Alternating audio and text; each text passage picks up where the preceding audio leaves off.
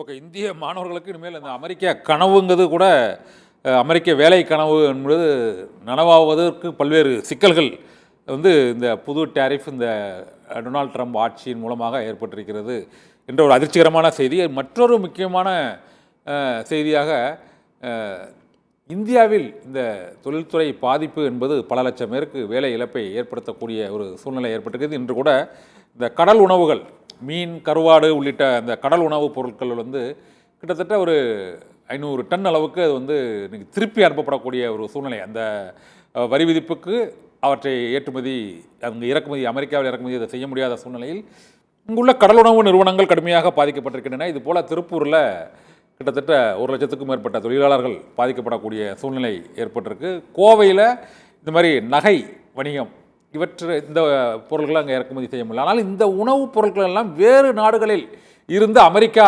இறக்குமதி செய்வதற்கான வாய்ப்பு இருப்பது போல இந்தியாவுக்கு அதற்கான ஒரு மாற்று வழி நாடுகள் இருந்தால் இருக்கும். இனிமேல் வரப்போகிற காலகட்டங்களில் அது இருக்கும். அப்படிங்கும்போது அமெரிக்காவுக்கு இந்தியாவிலிருந்து கிடைக்காத பொருட்கள் மற்ற நாடுகளிலிருந்து கிடைப்பதன் மூலமாக அவர்களுக்கு அந்த வரி விதிப்பு மூலமாக அவர்கள் லாபம் கிடைக்குமா, அந்த மக்களுக்கு பாதிப்பு இல்லாமல் இருக்குமா சார்?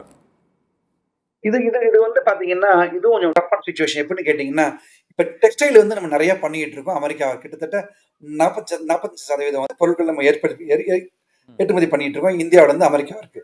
இப்ப இந்தியா வேற முடிவு பண்ணிட்டா பக்கத்து நாடுகள்ல அவர் சப்ளை பண்ண முடியுமான்னு தெரியாது. ஒன்று. இரண்டாவது, என்ன சொல்றாங்கன்னா சில பேர் நம்ம ஏன் அமெரிக்கா சப்ளை பண்ணணும், வேற கண்ட்ரிக்கு பண்ணலாமே அப்படின்னு சொல்றாங்க. அது லாங் வே டு கோ. இப்ப ஒரு படித்த இளைஞர் அமெரிக்காவில் வேலை கிடைக்கலையா, ஒரு துபாயில வேலை கிடைக்கும். அமெரிக்காவில் வேலை கிடைக்கலையா, சிங்கப்பூர்ல வேலை கிடைக்கும். அமெரிக்காவில் வேலை கிடைக்கலையா, ஜப்பான்ல வேலை கிடைக்கும். அமெரிக்காவில் வேலை கிடைக்கலையா, ஜெர்மனில வேலை கிடைக்கும். அப்படி ஒரு வாய்ப்பு அந்த படித்த இளைஞனுக்கு இருக்கு. அப்படி ஒரு வாய்ப்பு படிக்க போற பையனுக்கு இருக்கும். ஆனால் தொழில் தொடங்குவது என்பது அவ்வளவு ஈஸியான விஷயம் கிடையாது.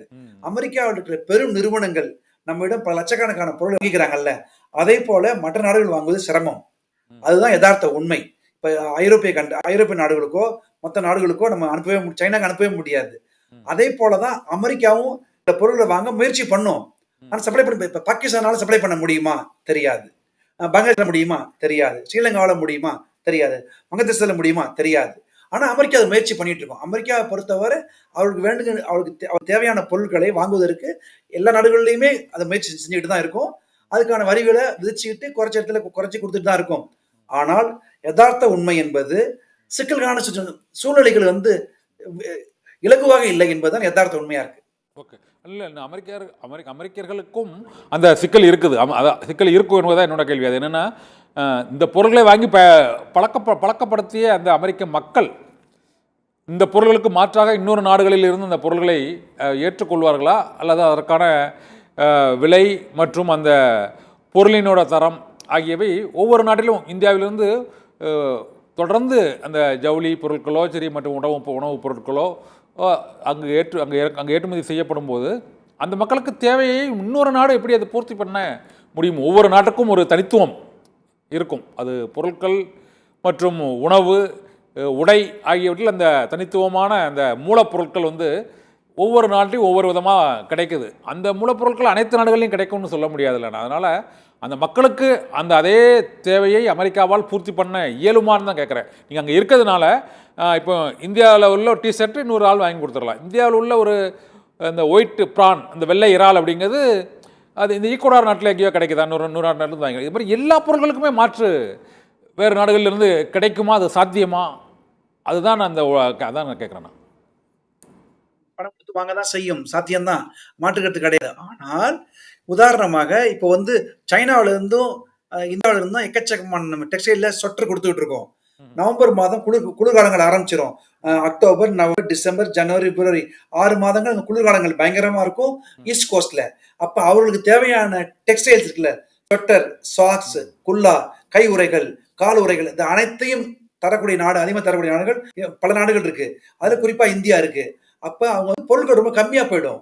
இப்போ நான் ரெகுலரா வாங்க போற கடையில வாங்க போற சொட்டர் 100 ரூபாய் அப்படின்னா இன்னொரு இடத்துல அதே சொட்டர் இப்ப 150 ரூபாய் ஆயிடுச்சு. சப்ளை பண்ண முடியாம போயிடுச்சு. இந்தியாவில இருந்து அங்க அமெரிக்கா வாங்க மாட்டேங்குது டாரிஃப் போடுறதுனால. அவங்க நாட்டுல வாங்கி வைப்பாங்க, அதுல எந்த மாற்று கருத்தும் கிடையாது. ஆனா உள்ள இருக்கிற பொருட்களோட தரமும் குறைஞ்சு போயிருக்கும், கிடைக்காது அவ்வளவு சீக்கிரத்துல எல்லாமே.